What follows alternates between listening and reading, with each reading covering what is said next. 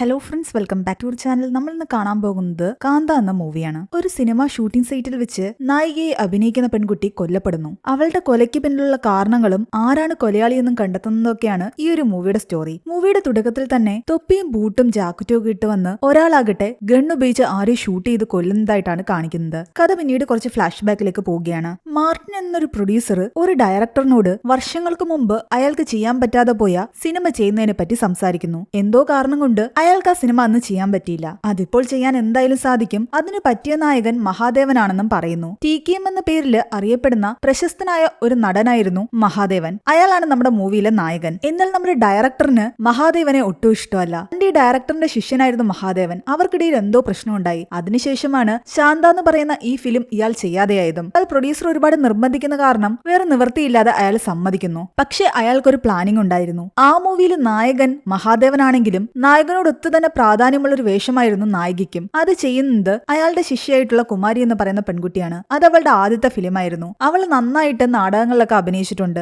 അതുകൊണ്ട് നീ തന്നെയായിരിക്കും ഈ മൂവിയിലെ പ്രധാന കഥാപാത്രം, അല്ലാതെ നീ മഹാദേവനെ ഒന്നും മൈൻഡ് ചെയ്യേണ്ടെന്നാണ് ഇയാൾ പറഞ്ഞു കൊടുക്കുന്നത്. എന്തൊക്കെ വന്നാലും ശരി, ഞാൻ പറയുന്ന പോലെ സ്ക്രിപ്റ്റിനനുസരിച്ച് മാത്രമേ നീ അഭിനയിക്കാവൂ എന്ന് കുമാരിയെ കൊണ്ട് അയാൾ സത്യം ചെയ്യിക്കുന്നു. അങ്ങനെ മഹാദേവൻ ഷൂട്ടിംഗ് സൈറ്റിലേക്ക് എത്തുകയാണ്. നായികയായിട്ടുള്ള കുമാരിയെ അവിടെ വെച്ചായിരുന്നു അയാൾ ആദ്യമായി കാണുന്നത്. സ്ക്രിപ്റ്റിലുള്ള ഒരു സീൻ അഭിനയിക്കാൻ അവർക്ക് കൊടുക്കുകയാണ്. ഡയറക്ടർ നോക്കി തന്നെ നിൽപ്പുണ്ട്. പക്ഷെ ആ സീനില് സ്ക്രിപ്റ്റിനുള്ളതിനേക്കാൾ കൂടുതൽ നന്നായിട്ട് മഹാദേവൻ അഭിനയിക്കുന്നു. എന്റെ സ്ക്രിപ്റ്റില് എന്താണോ ഉള്ളത് അതുപോലെ നീ അഭിനയിച്ചാൽ മതി. എന്നാൽ ഇങ്ങനെയൊക്കെ അഭിനയിച്ചെങ്കിൽ മാത്രമേ പ്രേക്ഷകർക്ക് ഇഷ്ടപ്പെടൂ എന്നാണ് മഹാദേവൻ പറയുന്നത്. അത് ഡയറക്ടറിന് ഇഷ്ടപ്പെട്ടില്ല. ഡയറക്ടറിനേക്കാൾ കൂടുതൽ എല്ലാവരും മഹാദേവൻ പറയുന്നത് കേൾക്കുന്നതും അയാളുടെ ഉള്ള ഈഗോയ്ക്ക് കാരണമായിരുന്നു. പക്ഷേ കുമാരി മാത്രം എല്ലാ സീനും ഡയറക്ടറോട് ചോദിച്ചിട്ട് മാത്രമേ ചെയ്യൂ. അത് മഹാദേവൻ ശ്രദ്ധിക്കുന്നുണ്ട്. തനിക്ക് മറ്റാര് വില തന്നില്ലേലും കുമാരി വില തരുന്നത് കൊണ്ട് ഡയറക്ടറിന് മഹാദേവന്റെ മുന്നിൽ തല ഉയർത്തി തന്നെ നിൽക്കാമായിരുന്നു. മഹാദേവനും ഇത് ശ്രദ്ധിക്കുന്നുണ്ട്. അവളെല്ലാം അയാളോട് ചോദിച്ചിട്ടേ ചെയ്യുന്നുള്ളൂ. താൻ പറയുന്ന പോലൊന്നും ചെയ്യുന്നില്ല. കുമാരിയെ ആയുധമാക്കി മഹാദേവനെ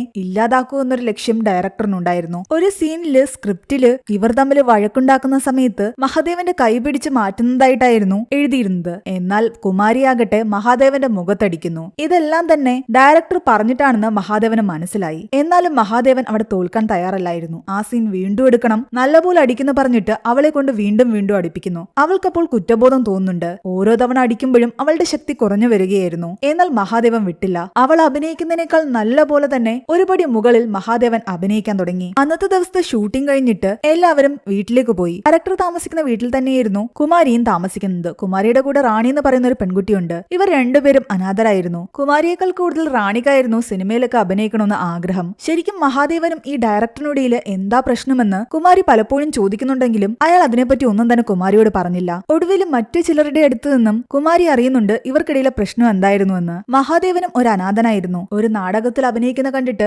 ഡയറക്ടറാണ് അയാളെ തന്റെ കൂടെ കൂട്ടിയതും സിനിമയിൽ ചാൻസ് കൊടുത്തതും ഒക്കെ. ഓരോ പടി മുകളിലേക്ക് മഹാദേവൻ കയറുന്നുണ്ടെങ്കിലും അത്രയധികം ബഹുമാനം അയാൾ ഡയറക്ടർക്ക് കൊടുത്തിട്ടുണ്ടായിരുന്നു. പക്ഷെ എപ്പോഴും ഡയറക്ടറിന് മഹാദേവൻ തന്റെ താഴെ തന്നെ നിൽക്കണമെന്നായിരുന്നു ആഗ്രഹം. അതിന്റെയൊക്കെ ഈഗോ കൊണ്ടാണ് അവർക്കിടയിൽ പ്രശ്നങ്ങൾ ഉണ്ടായത്. ഇതൊക്കെ കേട്ട് കഴിഞ്ഞപ്പോ കുമാരിക്ക് തോന്നുന്നുണ്ട് മഹാദേവൻ താൻ വിചാരിക്കുന്ന പോലെ അത്ര ദുഷ്ടനൊന്നും അല്ല എന്ന്. സെറ്റിൽ വെച്ച് അയാളുടെ മുഖത്ത് അത്രയും ശക്തമായിട്ട് അടിച്ചത് കാരണം അവൾക്കൊരു കുറ്റബോധം തോന്നിയിട്ട് അയാളോട് വന്ന് സോറിയൊക്കെ പറയുന്നു. അയാൾ അവൾക്ക് മാപ്പ് കൊടുക്കുന്നുണ്ട്. എനിക്കൊരു ദേഷ്യമില്ല എന്ന് പറയുന്നു. പിന്നെ ഇത്രയും രാത്രിയിൽ ഇത് പറയാൻ ഇങ്ങോട്ട് വരണ്ടായിരുന്നു, ഞാൻ തന്നെ കൊണ്ടാക്കാന്ന് പറഞ്ഞിട്ട് അയാളുടെ കാറിലേക്ക് അവളെ കയറ്റിയിരുത്തി. മഹാദേവന് കുമാരിയോട് ഒരു ഇഷ്ടമൊക്കെ ഉണ്ടായിരുന്നു. അവരോട് ചോദിക്കുന്നുണ്ട് ഞാനൊരു പ്രോഗ്രാമിൽ പങ്കെടുക്കാൻ പോവുക, എന്റെ കൂടെ വരുന്നുവെന്ന്. അവളും അയാളുടെ കൂടെ പോയി. ആ പ്രോഗ്രാമിൽ വെച്ചിട്ട് അയാൾ നല്ലപോലെ പ്രസംഗിക്കുന്നുണ്ടായിരുന്നു. കൂടാതെ എല്ലാവരും അയാളോട് പാട്ട് പാടാൻ റിക്വസ്റ്റ് ചെയ്തപ്പോ അയാൾ നല്ലൊരു പാട്ടും പാടി. അത് കുമാരിക്ക് ഒരുപാട് ഇഷ്ടപ്പെട്ടു. കുറച്ച് ലേറ്റായാണ് അവൾ വീട്ടിലെത്തിയത്. പിറ്റേന്ന് രാവിലെ സെറ്റിലെത്തി കഴിയുമ്പോൾ ഡയറക്ടർ ആകട്ടെ അവളോട് ചോദിക്കുന്നുണ്ട് നീ രാത്രി എവിടെയായിരുന്നു, എന്താ ലേറ്റ് ആയതെന്നൊക്കെ. അയാൾക്ക് മനസ്സിലാകാൻ തുടങ്ങിയിരുന്നു ഇവർ രണ്ടുപേരും കുറച്ച് ക്ലോസ് ആകുന്നതായിട്ട്. അത് കാരണം അയാൾ ഇടയ്ക്കിടയ്ക്ക് അവളെ ഓർമ്മിപ്പിക്കും,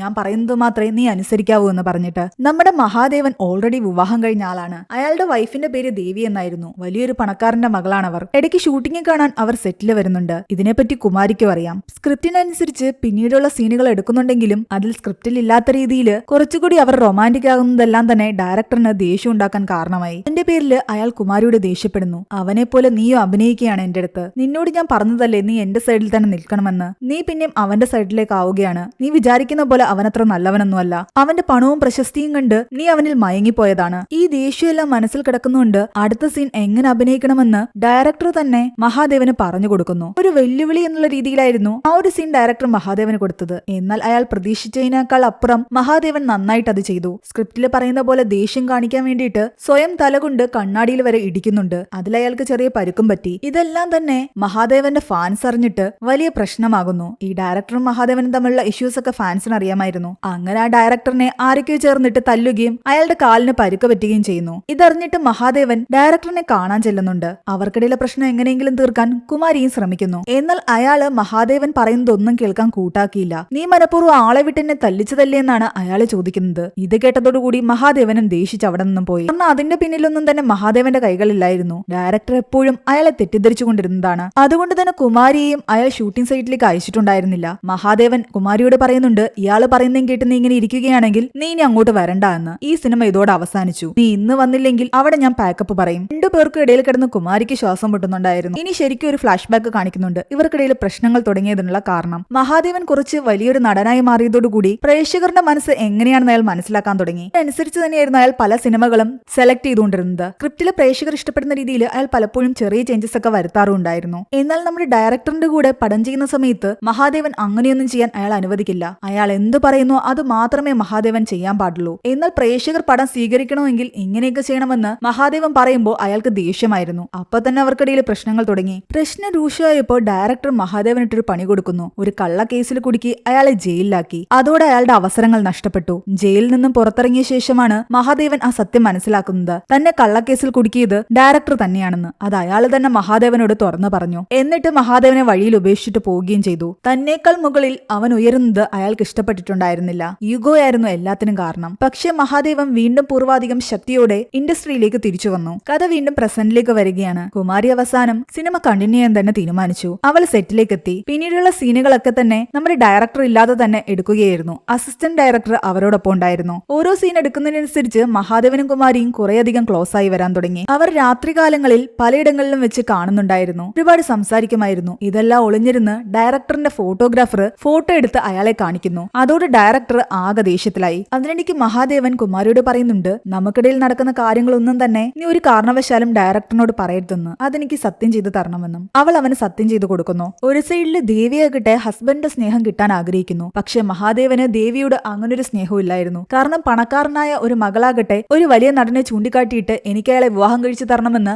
അച്ഛനോട് പറഞ്ഞത് കാരണമാണ് മഹാദേവനെ അയാൾ വിലക്കെടുത്ത് തന്റെ മകളുടെ ഭർത്താവാക്കി മാറ്റിയത്. മഹാദേവൻ ഒരിക്കലും ഇതുപോലൊരു വൈഫിനെ ആയിരുന്നില്ല ആഗ്രഹിച്ചിരുന്നത്. മഹാദേവൻ ആഗ്രഹിച്ചത് കുമാരിയെ പോലെ ഒരു സാധാരണ പെൺകുട്ടിയായിരുന്നു. പിന്നീട് അവർ പല രാത്രികളിലും ഒരുമിച്ച് കിടക്കുകയും ചെയ്യുന്നു. അതിന്റെയും ഫോട്ടോസ് ഡയറക്ടറിന്റെ ആൾ എടുക്കുന്നുണ്ട്. ഒരു ദിവസം മഹാദേവനെ വിളിച്ചിട്ട് ദേവിയുടെ അച്ഛൻ അയാളോട് പറയുന്നുണ്ട്, നീയും ആ ആക്ട്രസും തമ്മിലുള്ള കാര്യങ്ങളൊക്കെ ഞാൻ അറിഞ്ഞു വന്ന്. എന്നിട്ട് തെളിവായിട്ട് കുറെ ഫോട്ടോസും കാണിക്കുന്നു. ഡയറക്ടറായിരുന്നു ഈ ഫോട്ടോസ് എല്ലാം തന്നെ ദേവിയുടെ അച്ഛന് അയച്ചു കൊടുത്തത്. എന്നാൽ മഹാദേവൻ പറയുന്നു, ഇത് ഷൂട്ടിംഗ് സെറ്റിൽ വെച്ചിട്ട് ആരോ എടുത്ത ഫോട്ടോസ് ആണ്, അല്ലാതെ നിങ്ങൾ വിചാരിക്കുന്ന പോലെ ഒന്നുമില്ല എന്ന്. അപ്പോൾ ഒരു പ്രശ്നത്തിന് മഹാദേവന് താല്പര്യം ഉണ്ടായിരുന്നില്ല. മകളുടെയും മരുമകന്റെയും ബന്ധം കൂടുതൽ ശക്തമാക്കാൻ വേണ്ടിയിട്ട് അയാൾ അവരെ രണ്ടുപേരെയും കൂട്ടി കൊടൈക്കനാലിലേക്ക് ട്രിപ്പും പോകുന്നു. ട്രിപ്പൊക്കെ കഴിഞ്ഞിട്ട് മഹാദേവൻ കുമാരിയെ കാണാൻ ഓടിയെത്തി. ആ സമയത്ത് അവൾ ഞെട്ടിക്കുന്ന ഒരു ന്യൂസാണ് മഹാദേവന് കൊടുക്കുന്നത്. അവൾ പ്രഗ്നന്റ് ആണ്. അത് കേട്ടപ്പോൾ മഹാദേവൻ ആദ്യമൊന്ന് ഞെട്ടിയെങ്കിലും അയാൾക്കും സന്തോഷമുണ്ടായിരുന്നു. കാരണം അവളെ ആത്മാർത്ഥമായിട്ട് തന്നെയാണ് മഹാദേവൻ സ്നേഹിച്ചത്. എന്നാലും അയാൾ കുമാരിയോട് പറയുന്നുണ്ട്, ഈ പ്രഗ്നൻസി നീ കണ്ടിന്യൂ ചെയ്യാതിരിക്കുന്നതാ നല്ലത്. കാരണം ഇങ്ങനെയല്ല നമ്മുടെ റിലേഷൻഷിപ്പ് പുറത്തറിയേണ്ടത്. ഇത് നമുക്ക് അബോട്ട് ചെയ്യാം. എന്നാൽ കുമാരിക്ക് ആ കുഞ്ഞിനെ കളയാൻ താല്പര്യം ഉണ്ടായിരുന്നില്ല. നമുക്ക് വിവാഹം കഴിക്കാമെന്നാണ് കുമാരി പറയുന്നത്. മഹാദേവൻ അതിനൊന്നും മറുപടി കൊടുത്തില്ല.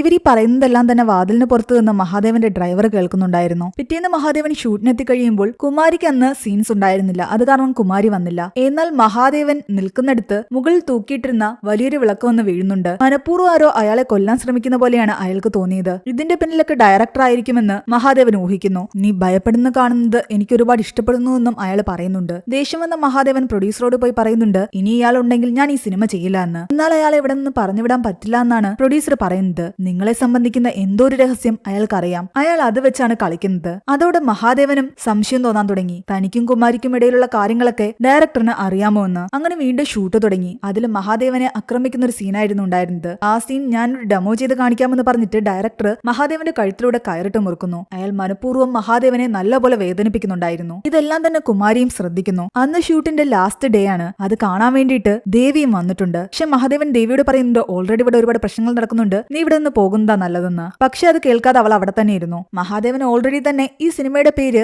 ശാന്ത എന്നുള്ളതിൽ നിന്ന് കാന്ത എന്ന് മാറ്റിയിട്ടുണ്ടായിരുന്നു. കാരണം ശാന്ത എന്നുള്ളത് ഡയറക്ടറിന്റെ അമ്മയുടെ പേരായിരുന്നു. പേരായിരുന്നു. അതുപോലെ തന്നെ ക്ലൈമാക്സും മാറ്റണമെന്ന് ഡയറക്ടറോട് അവൻ നിർബന്ധം പിടിച്ചിട്ടുണ്ടായിരുന്നു. പക്ഷെ അയാൾ അതിന് സമ്മതിച്ചിട്ടുണ്ടായിരുന്നില്ല. എന്നാലും മഹാദേവൻ പറഞ്ഞ പോലെ തന്നെയാണ് ആദ്യം അവർ ക്ലൈമാക്സ് എടുക്കുന്നത്. ആ ക്ലൈമാക്സിൽ കുമാരിയുടെ കഥാപാത്രം വെടിയേറ്റ് മരിക്കുന്നതായിട്ടായിരുന്നു. അതും മഹാദേവന്റെ കൈകളിൽ കിടന്ന്. അത് ആദ്യം അവരൊന്ന് ഷൂട്ട് ചെയ്ത് നോക്കുന്നുണ്ട്. എന്നാൽ ലാസ്റ്റ് മഹാദേവന്റെ കുറച്ച് ഫേസ് എക്സ്പ്രഷന്റെ ഷോട്ട് കൂടി എടുക്കാനുണ്ടായിരുന്നു. അതെടുക്കുന്നതിന് മുൻപ് തന്നെ മഹാദേവൻ പതിയെ എഴുന്നേറ്റ് റാണിയോട് പറയുന്നുണ്ട് നീ ഇവിടെ നിന്നും പോകാൻ. എന്നാൽ റാണിക്ക് ഓൾറെഡി തന്നെ കുമാരിയും മഹാദേവനും തമ്മിലുള്ള റിലേഷൻഷിപ്പിനെ പറ്റി ഡൗട്ട് തോന്നിയിട്ടുണ്ടായിരുന്നു. അത് കാരണം അവൾ പോകാതെ നിൽക്കുകയായിരുന്നു. എന്നാൽ നിർബന്ധിച്ച് ഡ്രൈവറിന്റെ കൂടെ അവളെ മഹാദേവൻ പറഞ്ഞു വിട്ടു. എന്നിട്ട് തിരിച്ചു വന്നിട്ട് പറയുന്നുണ്ട് ഒന്നുകൂടി ആ സീൻ എടുക്കാമെന്ന്. നേരത്തെ അവർ ഗണ്ണെടുത്ത് ഷൂട്ട് ചെയ്യുന്ന സമയത്ത് അതിൽ ബുള്ളറ്റ് ഉണ്ടായിരുന്നില്ല. ഇത് കാഞ്ചി വലിക്കുന്നതേ ഉണ്ടായിരുന്നുള്ളൂ. ബുള്ളറ്റ് ഓൾറെഡി തന്നെ അവർ മാറ്റിവെച്ചിട്ടായിരുന്നു ആ ഒരു സീൻ എടുത്തത്. അതുകൊണ്ട് വീണ്ടും അതുപോലെ സീൻ എടുക്കാൻ വേണ്ടിയിട്ടാണ് നിൽക്കുന്നത്. പക്ഷെ ലാസ്റ്റ് ആയപ്പോഴേക്കും സീനിലൊരു വ്യത്യാസം വരുന്നു. കുമാരിയെ ഷൂട്ട് ചെയ്യുന്നതിന് പകരം ആ തോക്ക് നേരെ ചൂണ്ടുന്നത്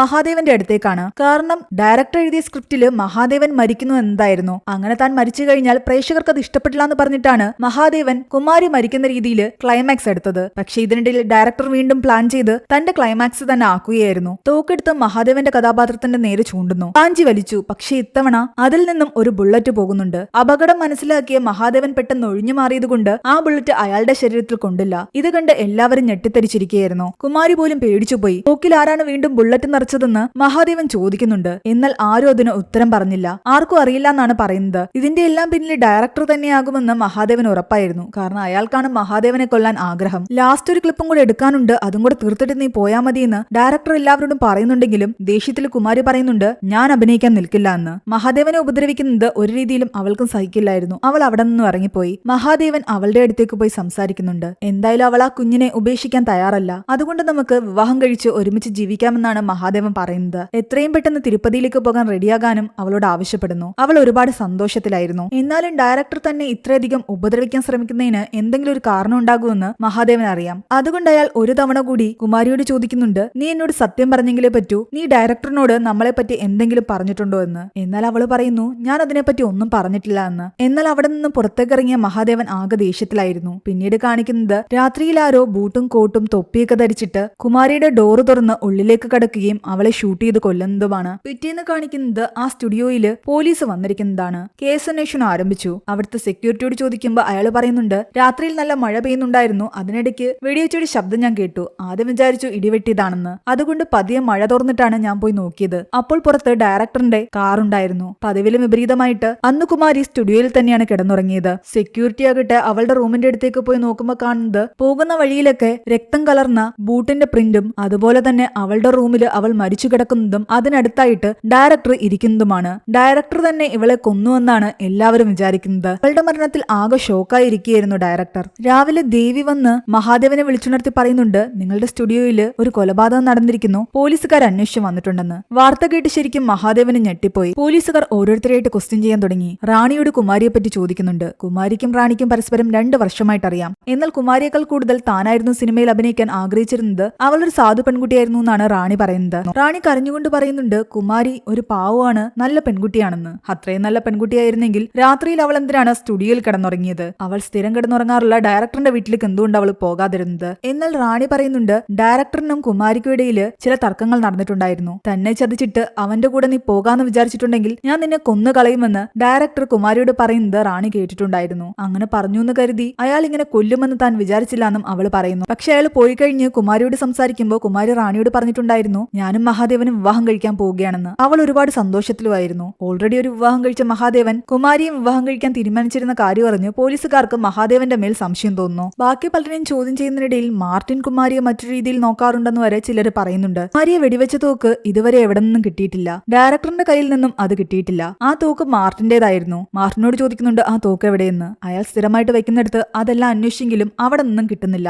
റാണിയെ വീണ്ടും ക്വസ്റ്റ്യൻ ചെയ്യുമ്പോൾ റാണി പറയുന്നുണ്ട് ദിവസം മുൻപ് ഒരു സംഭവം നടന്നുവെന്ന്. മഹാദേവന്റെയും ദേവിയുടെയും കൂടെ ഡ്രൈവറായ സെൽവം എന്ന് കുമാരിയോട് പറഞ്ഞിട്ടുണ്ടായിരുന്നു ദേവിയുടെ അച്ഛന് കുമാരിയെ കാണണമെന്ന്. മര്യാദയ്ക്ക് അവിടെ വരണമെന്ന് പറഞ്ഞു. എന്നിട്ട് ഇക്കാര്യം ആരോടും പറയരുതെന്ന് പറഞ്ഞു. ആ സമയത്ത് റാണി അവിടെ ഉണ്ടായിരുന്നു. പക്ഷെ റാണി ഇതിനെപ്പറ്റി മഹാദേവനോട് പറയുന്നു. അതറിഞ്ഞ മഹാദേവൻ കുമാരിയോട് പറയുന്നുണ്ട് ആര് വിളിച്ചാലും നീ ഒരിടത്തേക്കും പോകണ്ട എന്ന്. ആ സമയത്ത് മഹാദേവൻ ഈ സെറ്റിലേക്ക് വരുന്നുണ്ട്. എല്ലാവരും മഹാദേവനെ കാത്തിരിക്കുകയായിരുന്നു. അയാളെയും ക്വസ്റ്റ്യൻ ചെയ്യണം. എന്നാൽ മഹാദേവൻ വന്നപാടെ പറയുന്നുണ്ട് എനിക്ക് കുമാരിയെ കാണണമെന്ന്. അവളുടെ ജഡം കണ്ട് അവന്റെ കണ്ണ് നിറയുന്നു. ഡയറക്ടർ പറയുന്നത് മഹാദേവനാണ് ഇവളെ കൊന്നതെന്നാണ്. എന്നാൽ മഹാദേവൻ പറയുന്നുണ്ട് ഡയറക്ടറാണ് ഇവളെ കൊന്നതെന്ന്. വന്നതെന്ന്. തമ്മിൽ അങ്ങോട്ടും ഇങ്ങോട്ടും വഴക്കു കൂടുകയാണ്. കുമാരിയെ മഹാദേവൻ പറ്റിക്കുകയായിരുന്നുവെന്നും ഒരിക്കലും അവൻ അവളെ വിവാഹം കഴിക്കാൻ ഉദ്ദേശം ഉണ്ടായിരുന്നില്ല എന്നുമാണ് ഡയറക്ടർ പോലീസുകാരോട് പറയുന്നത്. അന്ന് ലാസ്റ്റ് ഡേ ഷൂട്ടിംഗിൽ നടന്ന കാര്യങ്ങളെല്ലാം തന്നെ പോലീസുകാർ മനസ്സിലാക്കിക്കൊണ്ട് അസിസ്റ്റന്റ് ഡയറക്ടറിനോട് ചോദിക്കുന്നുണ്ട്. ക്ലൈമാക്സ് രംഗത്തിന്റെ ആദ്യത്തെ ടേക്ക് എടുത്തപ്പോ തോക്കില് ബുള്ളറ്റ് ഉണ്ടായിരുന്നില്ല, എന്നാൽ രണ്ടാമത്തെ ടേക്ക് എടുത്തപ്പോ തോക്കില് ബുള്ളറ്റ് വന്നു. അതെങ്ങനെ വന്നു എന്ന് ചോദിക്കുന്നു. എന്നാൽ അസിസ്റ്റന്റ് പറയുന്നുണ്ട്, തോക്ക് വേറെയും ബുള്ളറ്റ് വേറെയുമായിട്ടാണ്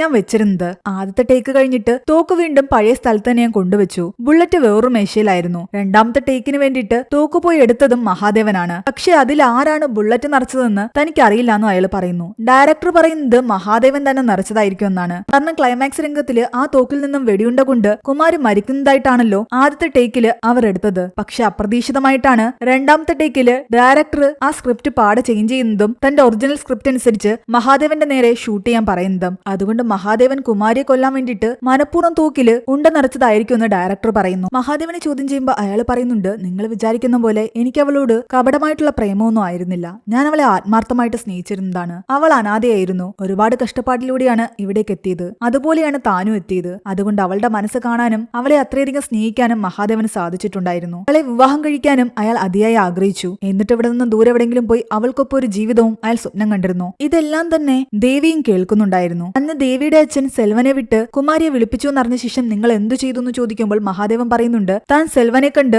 അയാളുമായിട്ട് വഴക്കുണ്ടാക്കിയെന്നും അതിനുശേഷം നേരെ പോയി ദേവിയുടെ അച്ഛനെ കണ്ടുവെന്നും. ദേവിയുടെ അച്ഛൻ കുമാരിയെ പറ്റി മോശമായിട്ടൊക്കെ മഹാദേവനോട് പറഞ്ഞപ്പോൾ മഹാദേവൻ ദേഷ്യത്തിൽ അയാളോട് പറയുന്നുണ്ട്, അവളെ പറ്റി മോശമായി ഒന്നും തന്നെ പറയരുതെന്ന്, തനിക്കത് സഹിക്കില്ല എന്നും. അവരുടെ ബന്ധം അത്രത്തോളം ശക്തമായി എന്ന് ദേവിയുടെ അച്ഛന് അപ്പോൾ മനസ്സിലാവുകയും ചെയ്തു. ദേവിയെ പോലീസ് ക്വസ്റ്റ്യൻ ചെയ്യുമ്പോൾ അവളാകട്ടെ ഒരു കൂസലും ഇല്ലാതെ മറുപടി പറഞ്ഞുകൊണ്ടിരിക്കുകയായിരുന്നു. ആ പെണ്ണിനെ പറ്റി നിങ്ങളുടെ അച്ഛൻ നിങ്ങളോട് എന്തെങ്കിലും പറഞ്ഞിട്ടുണ്ടായിരുന്നു എന്ന് ചോദിക്കുമ്പോൾ അവളെ പറ്റിയൊക്കെ എന്നോട് എന്തിനാ സംസാരിക്കുന്നതെന്നാണ് ദേവി ചോദിക്കുന്നത്. ഭർത്താവിന് മറ്റൊരു സ്ത്രീയുമായിട്ട് ബന്ധമുണ്ടായിരുന്നു അറിഞ്ഞിട്ട് പോലും അവൾക്ക് അതിലൊന്നും തന്നെ ഒരു കൂസലുമില്ലായിരുന്നു. അവളെ സംബന്ധിച്ച് മഹാദേവൻ കുമാരിയെ വിവാഹം കഴിച്ചില്ലല്ലോ, അയാൾ ഇപ്പോഴും തന്റെ ഹസ്ബൻഡ് അല്ലേ, അത് മാത്രമായിരുന്നു അവൾക്ക് പ്രധാനം. അതായിട്ട് ദേവിയുടെ ഡ്രൈവറെ ക്വസ്റ്റ്യൻ ചെയ്യുമ്പോൾ അയാളുടെ കയ്യില് ദേവി പാപ്പ എന്ന് എഴുതിയിരിക്കുന്നത് പോലീസുകാരൻ കാണുന്നു. ദേവിയുടെ വീട്ടില് ഡ്രൈവറായി ജോലി ചെയ്യുന്ന സെൽവനാകട്ടെ ഇപ്പം മുതലേ ദേവിയെ എടുത്തു വളർത്തിയതായിരുന്നു. ദേവിക്ക് എന്തെങ്കിലും രീതിയിലുള്ള അപകടം സംഭവിക്കുന്നത് അയാൾക്ക് ഇഷ്ടമല്ലായിരുന്നു. അയാളെ കൂടുതൽ ചോദ്യം ചെയ്യുമ്പോൾ അയാൾ വെട്ടിത്തുറന്ന് പറയുന്നുണ്ട്, അന്നാ തോക്കില് ബുള്ളറ്റ് നിറച്ചത് ഞാനായിരുന്നുവെന്ന്. കുമാരി ദേവിയുടെയും മഹാദേവന്റെയും ജീവിതം തകർക്കുന്നു എന്ന് തോന്നിയപ്പോൾ അവളെ കൊല്ലാൻ വേണ്ടി തന്നെയാണ് ഞാൻ ആ തോക്കിൽ ഉണ്ട നിറച്ചത്.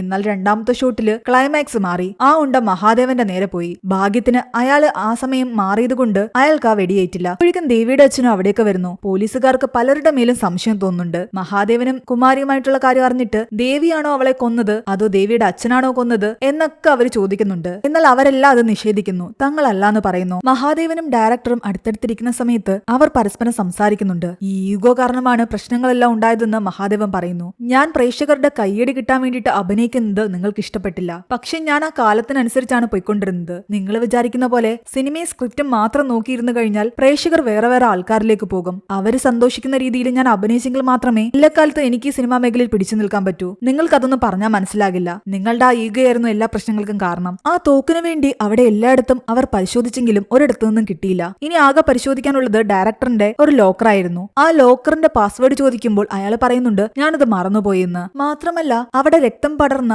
ബൂട്ടിന്റെ മാർക്സും ഉണ്ടായിരുന്നല്ലോ. ആ ബൂട്ട് നമ്മുടെ ഡയറക്ടറിന്റെ ബൂട്ടിനോട് സാമ്യമുള്ളത് തന്നെയായിരുന്നു. പോലീസുകാർക്ക് എല്ലാം നോക്കിയിട്ട് ഒരു നിഗമനത്തിലെത്താൻ പറ്റി. കൊല ചെയ്ത ആള് കുമാരിയുടെ ഡോറ് തുറന്ന് അവളെ ഒന്ന് നോക്കിയ ശേഷം ചരിഞ്ഞു നിന്നാണ് കൊല നടത്തിയിരിക്കുന്നത്. അവളുടെ മുഖത്ത് നോക്കി അയാൾക്ക് കൊല ചെയ്യാൻ തോന്നിയിട്ടില്ല. അതിനർത്ഥം അവളെ സ്നേഹിക്കുന്ന ഒരാളാകാം അവളെ കൊന്നത്. അവൾക്ക് നല്ല പോലെ അറിയാവുന്ന ഒരാൾ. മനസ്സിൽ കുറ്റബോധം ഉള്ളത് കൊണ്ടാണ് കൊലയാളി അവളുടെ മുഖത്ത് നോക്കി അവളെ ഷൂട്ട് ചെയ്യാതിരുന്നത്. ഇവിടെ പ്രൊഡ്യൂസറിനെ സംബന്ധിച്ച് ഈ സിനിമ എങ്ങനെയെങ്കിലും റിലീസാക്കണം എന്ന് അയാൾക്ക് ആഗ്രഹം ഉണ്ടായിരുന്നു. ലാസ്റ്റ് ഒരു ഷോട്ട് കൂടി ബാക്കിയുണ്ട്. അത് കുമാരി മരിച്ചു കിടക്കുമ്പോൾ മഹാദേവന്റെ എക്സ്പ്രഷൻ ഷൂട്ട് ചെയ്യുന്നതായിരുന്നു. അതും കൂടെ കംപ്ലീറ്റ് ചെയ്ത് ഈ സിനിമ പുറത്തിറക്കിയെങ്കിൽ മാത്രമേ മരിച്ചുപോയ കുമാരിക്ക് ജനങ്ങളുടെ അംഗീകാരം ലഭിക്കൂ. അല്ലെങ്കിൽ അവളെ ആരും അറിയാതെ പോകും. എന്നാൽ പോലീസുകാരൻ എല്ലാവരോടും പറയുന്നുണ്ട്, ഈ സിനിമയൊന്നും നടക്കാൻ പോകുന്നില്ല. കൊല ചെയ്തത് ഒന്നേ ദേവിയാണ്, അതല്ലെങ്കിൽ ഈ മഹാദേവനാണ്. ദേവിയാണെങ്കിൽ ഒരിക്കലും ചരിഞ്ഞു നിന്ന് കുമാരിയുടെ മുഖം നോക്കാതെ ഷൂട്ട് ചെയ്യേണ്ട കാര്യമില്ല. അവൾക്ക് ഓൾറെഡി കുമാരിയുടെ ദേഷ്യമല്ലേ, അപ്പോൾ നേരെ നോക്കി അങ്ങ് ഷൂട്ട് ചെയ്താൽ മതി. അപ്പോൾ മുഖം നോക്കാതെ ഷൂട്ട് ചെയ്തിട്ടുണ്ടെങ്കിൽ അത് മിക്കവാറും മഹാദേവനാകും. മഹാദേവൻ പറയുന്നുണ്ട്, ഞാനല്ല അവളെ കൊന്നത്. പിന്നെ നിങ്ങൾക്ക് എന്നെ തന്നെ കുറ്റവാളിയാക്കാനാണ് ആഗ്രഹമെങ്കിൽ നിങ്ങൾ എന്നെ അറസ്റ്റ് ചെയ്തോ, എനിക്കതിലൊരു വിഷമവുമില്ല. ഇത് കേട്ട് എല്ലാവരും ഞെട്ടിത്തെരിച്ചിരിക്കുകയായിരുന്നു. അവസാനത്തെ ഷൂട്ട് കൂടി എടുത്തിട്ട് മഹാദേവൻ ഇവിടെ നിന്ന് കൊണ്ടുപോയാൽ മതി എന്ന് എല്ലാവരും പറയുന്നു. എന്നാൽ മാത്രമേ ഈ കുമാരിയെ ഈ ലോകം അറിയൂ. ഒടുവിൽ പോലീസുകാരൻ അതിന് സമ്മതിക്കുന്നു. അങ്ങനെ അവർ ആ ഒരു സീൻ എടുക്കുകയാണ്. തൽക്കാലം കുമാരിക്ക് പകരം റാണി മഹാദേവന്റെ മടിയിൽ കിടക്കുന്നു. തന്റെ കയ്യിൽ കിടന്ന് തന്റെ ഭാര്യ മരിക്കുന്നത് കണ്ടിട്ട് ആ കഥാപാത്രം കരയുന്നതും ഉള്ളിലെ ഫീലിംഗ്സ് എല്ലാം തന്നെ പുറത്തേക്ക് കൊണ്ടുവരുന്നതുമായിരുന്നു സീൻ. പക്ഷെ യഥാർത്ഥത്തിൽ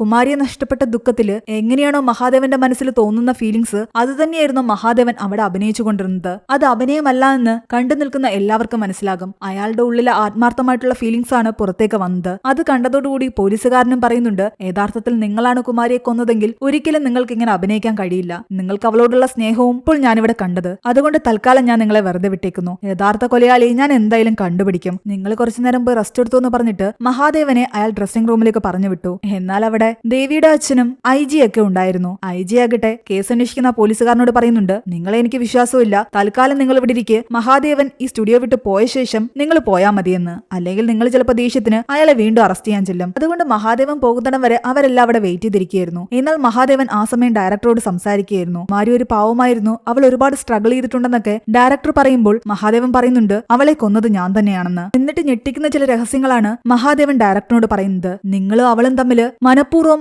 എന്നെ ഇല്ലാതാക്കാൻ ശ്രമിക്കുകയായിരുന്നു. അവളുടെ പ്രണയമല്ല അഭിനയമായിരുന്നു. അതിനുള്ള തെളിവുകളും എനിക്ക് കിട്ടി. അവൾക്ക് ഗർഭം ഉണ്ടായിരുന്നില്ല. നിങ്ങൾ അവളെ കൊണ്ട് ഇതെല്ലാം ചെയ്യിച്ചതാണ്. ഇനി വീണ്ടും ഒരു ഫ്ലാഷ് ബാക്ക് കാണിക്കുന്നു. അന്ന് മഹാദേവൻ ദേവിയുടെ അച്ഛനുമായിട്ട് വഴക്കുണ്ടാക്കിയ ശേഷം നേരെ പോകുന്നത് കുമാരിയെ കാണാനായിരുന്നു. അവളുടെ റൂമിൽ ചെല്ലുമ്പോൾ അവളുണ്ടായിരുന്നില്ല. അവൾ അവിടെ പെട്ടിയൊക്കെ പാക്ക് ചെയ്ത് വെച്ചിരിക്കുകയായിരുന്നു. ആ പെട്ടിയില് മഹാദേവൻ അവളും താനും ഒരുമിച്ചുള്ള ഒരു ഫോട്ടോ കാണുന്നു. അവർ ഒരുമിച്ച് കിടക്ക പങ്കിടുമ്പോൾ ആരോ എടുത്ത ഫോട്ടോ ആയിരുന്നു അത്. അതോടെ മഹാദേവന് ചതി മണക്കാൻ തുടങ്ങി. ഈ ഫോട്ടോ ഇവളുടെ കയ്യിലുണ്ടെങ്കിൽ ഉറപ്പായിട്ടും ഇവള് പറഞ്ഞിട്ട് ആരോ എടുത്ത ഫോട്ടോ ആണിത്. അതുകൊണ്ട് മഹാദേവൻ ഡയറക്ടറിന്റെ ആ ലോക്കർ പരിശോധിക്കുന്നു. അവൻ അതിന്റെ പാസ്വേഡ് അറിയാമായിരുന്നു. അതിൽ നിന്നും വേറെയും കുറെ ഫോട്ടോസ് കിട്ടുന്നു. കൂടാതെ 1-2 ടേപ്പ് റെക്കോർഡിംഗ്സ് കിട്ടുന്നു. അതിലൊരു ടേപ്പ് റെക്കോർഡിംഗ് പ്ലേ ചെയ്ത് നോക്കുമ്പോൾ കുമാരിയും ഡയറക്ടറും തമ്മിൽ സംസാരിക്കുന്ന കാര്യങ്ങളായിരുന്നു കേൾക്കുന്നത്. കുമാരി ഡയറക്ടറിനോട് പറയുന്നുണ്ട്, മഹാദേവൻ നിങ്ങൾ പറയുന്ന പോലെ ഒരു ദുഷ്ടനാണ്, നീചനാണ്. അയാൾക്ക് എന്നോട് പ്രണയമൊന്നുമില്ല. അയാൾക്ക് വേണ്ടത് എന്റെ ശരീരമാണ്. അതുകൊണ്ട് ഈ ഫോട്ടോസ് ആരെ വേണമെങ്കിലും ഞാൻ കാണിക്കാം, എവിടെ വേണമെങ്കിലും പോയി ഞാൻ പറയാം. അയാൾ എന്റെ ശരീരമാണ് ആഗ്രഹിച്ചിരുന്നതെന്നും അയാൾ ഒരു വൃത്തികെട്ടവനാണെന്നും. അതും പറഞ്ഞിട്ട് അവള് ചിരിക്കുന്നുണ്ട്. അത് കേട്ടുകൊണ്ട് ഡയറക്ടറും ചിരിക്കുന്നു. ഇത് കേട്ട് ഞെട്ടിത്തെരിച്ച് മഹാദേവൻ ആ ടേപ്പ് റെക്കോർഡ് ഓഫാക്കി. അവന്റെ മനസ്സിലൂടെ കടന്നു പോകുന്നത് ഡയറക്ടറും കുമാരിയും ചേർന്നിട്ട് തന്നെ ചതിക്കുന്ന കാര്യങ്ങളായിരുന്നു. അതുകൊണ്ട് അവളെ ഇല്ലാതാക്കാൻ വേണ്ടി അന്ന് രാത്രി അവിടെ എത്തി ആ തോക്കും എടുത്ത് ഡയറക്ടറിന്റെ ബൂട്ടും ഡ്രസ്സും ഒക്കെ ധരിച്ചിട്ട് കുമാരിയുടെ റൂമിലേക്ക് കടന്നു ചെന്ന് അവളുടെ മുഖത്ത് നോക്കാൻ പറ്റാത്ത കാരണം ചരിഞ്ഞു നിന്ന് അവളെ ഷൂട്ട് ചെയ്തത് മഹാദേവനായിരുന്നു. എന്നാൽ ഇതെല്ലാം കേട്ട് ഞെട്ടിത്തെറിച്ച് നിൽക്കുകയായിരുന്നു ഡയറക്ടർ. നിനക്ക് തെറ്റുപറ്റി. നീ ആ ടേപ്പ് റെക്കോർഡർ മുഴുവൻ കേട്ടില്ല. നീ വിചാരിക്കുന്ന പോലെ ഞാനും അവളും ചേർന്നിട്ട് ഒരു കളിയും കളിച്ചിട്ടില്ല. അവൾ നിന്നെ ആത്മാർത്ഥമായിട്ടാണ് പ്രണയിച്ചത്. ഇനി വീണ്ടും ഒരു ഫ്ലാഷ് ബാക്ക് കാണിക്കുന്നു. മഹാദേവനും കുമാരിയും ഒരുമിച്ചുള്ള ആ നിമിഷമെല്ലാം തന്നെ ഡയറക്ടർ പറഞ്ഞിട്ടാണ് ആരോ ഫോട്ടോ എടുത്തു കൊണ്ടുവന്നത്. അത് കാണിച്ചുകൊണ്ട് കുമാരിയോട് അയാൾ പറയുന്നുണ്ട്, നീ കാണിക്കുന്നത് തെറ്റാണെന്നും അവൻ നിന്നെ ചതിക്കുമെന്നും നിന്നെ വിവാഹം കഴിക്കില്ല എന്നും. എന്നാൽ മഹാദേവൻ ഒരിക്കലും എന്നെ ചതിക്കില്ല, എന്നെ വിവാഹം കഴിക്കുമെന്ന് പറഞ്ഞിട്ടുണ്ടെന്ന് അവൾ പറയുന്നു. ഡയറക്ടർ മഹാദേവനോട് പറയുന്നുണ്ട്, നീ ആദ്യം പോയി ആ ടേപ്പ് റെക്കോർഡർ ഒന്നുകൂടെ കേട്ടു നോക്ക്. പാതി വരെ മാത്രമേ നീ കേട്ടിട്ടുള്ളൂ. ഒന്നും അല്ലെങ്കിൽ നീ എന്നോടൊന്ന് വന്ന് സംസാരിച്ചിരുന്നെങ്കിൽ ഈ പ്രശ്നങ്ങളൊന്നും ഉണ്ടാകില്ലായിരുന്നു. കുമാരി മരിക്കില്ലായിരുന്നു. നിനക്ക് എന്തെങ്കിലും ഒന്ന് തുറന്നു ചോദിച്ചുകൂടായിരുന്നു എന്നോട്.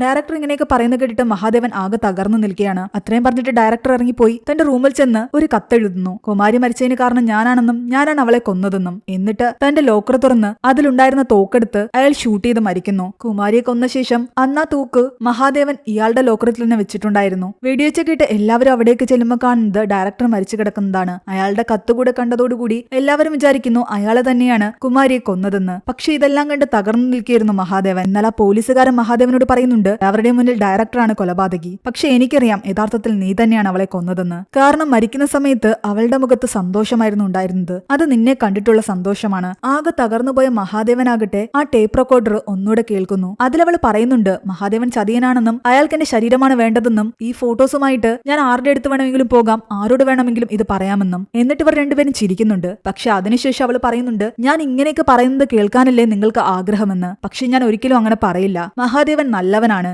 ഞാൻ അയാളെ ആത്മാർത്ഥമായിട്ടാണ് സ്നേഹിക്കുന്നത്, അയാൾ എന്നെയും. അതുകൊണ്ട് ഒരിടത്തും ഞാൻ ഈ കഥകളൊന്നും പറയില്ല. ഞങ്ങളുടെ കുഞ്ഞും ഞങ്ങൾ ഒരുമിച്ച് എവിടെയെങ്കിലും സന്തോഷത്തോടെ ജീവിക്കാം. ടേപ്പ് റെക്കോർഡർ മുഴുവൻ കേട്ടതോടുകൂടി മഹാദേവൻ തകർന്നുപോയി. അന്നതവൻ മുഴുവൻ കേട്ടിരുന്നെങ്കിൽ ഒരിക്കലും അവൻ കുമാരിയെ കൊല്ലില്ലായിരുന്നു. കാരണം അവൻ കുമാരിയെ ആത്മാർത്ഥമായിട്ട് തന്നെയാണ് സ്നേഹിച്ചത്. അവൾ ചതിച്ചു എന്ന് കരുതിയിട്ടാണ് അവളെ കൊല്ലാൻ ഇറങ്ങി പുറപ്പെട്ടത്. ദേഷ്യത്തിലും മഹാദേവൻ സ്വയം വേദനിപ്പിക്കുന്നുണ്ട്. എല്ലാം അടിച്ചു തകർക്കുന്നു. എന്നാൽ കുറച്ചു കഴിയുമ്പോൾ അയാൾക്ക് തോന്നുന്നുണ്ട് കുമാരിക്ക് വേണ്ടിയിട്ട് ആ സിനിമ പുറത്തിറക്കണമെന്ന്. എന്നാൽ അതിനു വേണ്ടിയിട്ടുള്ള കാര്യങ്ങൾ മഹാദേവൻ ചെയ്യുകയും ആ സിനിമ പുറത്തിറങ്ങുകയും അത് വലിയൊരു വിജയമായി മാറുകയും ചെയ്യുന്നു. കുമാരി എന്ന ആ ഒരു കലാകാരിയെ എല്ലാവരും അറിഞ്ഞു. പക്ഷെ അപ്പോഴും താൻ തന്നെ സ്നേഹിച്ച ആ പെൺകുട്ടിയെ അറിയാതെ കൊല്ലേണ്ടി വന്നതിന്റെ ദുഃഖത്തിൽ തന്നെയായിരുന്നു അയാൾ. അവിടെയാണ് ഈ ഒരു മൂവി അവസാനിക്കുന്നത്. ഈ ഒരു മൂവിയുടെ സ്റ്റോറി എങ്ങനെയുണ്ടായിരുന്നു നിങ്ങൾ താഴെ കമന്റ് ചെയ്യുക. എക്സ്പ്ലനേഷൻ ഇഷ്ടപ്പെട്ടെങ്കിൽ വീഡിയോയിലേക്ക് നമ്മുടെ ചാനൽ സബ്സ്ക്രൈബ് ചെയ്യാനും മറക്കണ്ട.